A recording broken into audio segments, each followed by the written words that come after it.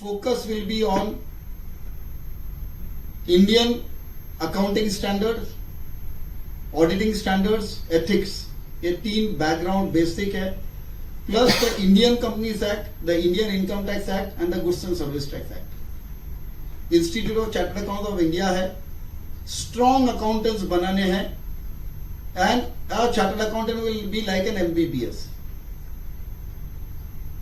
उसके बाद डेंटिस्ट्री करना है तो अलग है, हार्ट सर्जन बनना है तो अलग है, न्यूरो करना है तो अलग है, स्किन स्पेशलिस्ट करना है तो अलग है. Similarly, we are adding one layer of self-study, where after becoming CA, if you want to specialize in fraud and forensic, you can take that subject in self-study and do it. If you want to become an internal audit and risk consultant, you can do that. If you want to do international tax, you can do that. और सीट्यूट काफी सारे certificate courses देंगी जो अभी भी है. Diploma in information systems audit है, FAFD है, forensic accounting and fraud investigation detection. तो वो सब कोर्सेज करके आगे करियर में स्पेशलाइजेशन कर सकेंगे. Foundation will be the strongest. Pass नहीं होते हो तो एक अटेम्प्ट, 2 अटेम्प्ट, बाद में you can go and do something else if you want to do in life. नहीं तो क्या होता था, लोगों की ये कंप्लेन थी कि पूरी जवानी लगा दी और CA नहीं बन पाए. तो फाउंडेशन नहीं हुआ, go ahead and do something else. Foundation हो गया तो then after 9 months do your intermediate और IPCC, which will be now 6 papers. And once you clear that, then only you start your articleship. Articleship will be now, if everything goes well and if it gets approved, for 2 years. And only after completing articleship, after 9 months, you will be able to appear for your final. और एक बार intermediate clear करके articleship चालू हो गई तो हो सकता है कि चांस बहुत ज्यादा रहेगा दैट फाइनल क्लियर हो जाएगा. Means entrance will be tough and coming out will be easy.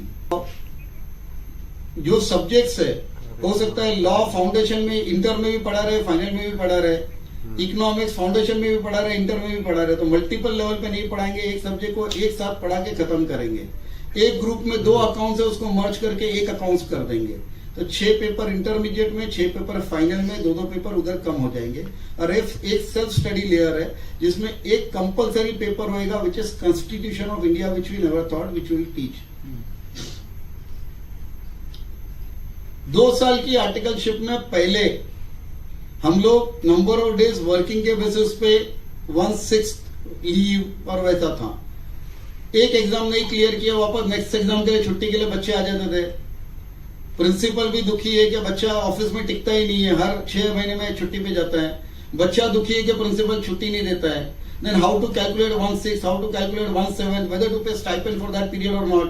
Our principal wants stipend back, but institute says you need to pay. So there are so many complications. Now in 2 years only 12 days का छुट्टी, 12-12-24, that's it. No छुट्टी, no classes, no पढ़ाई, practically जितना काम करना है उतना तभी करो.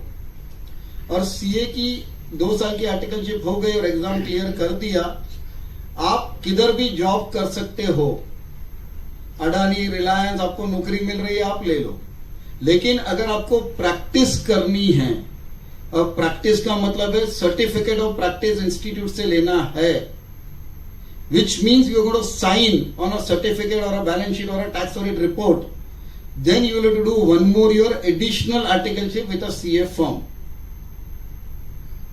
so that your quality will be much better.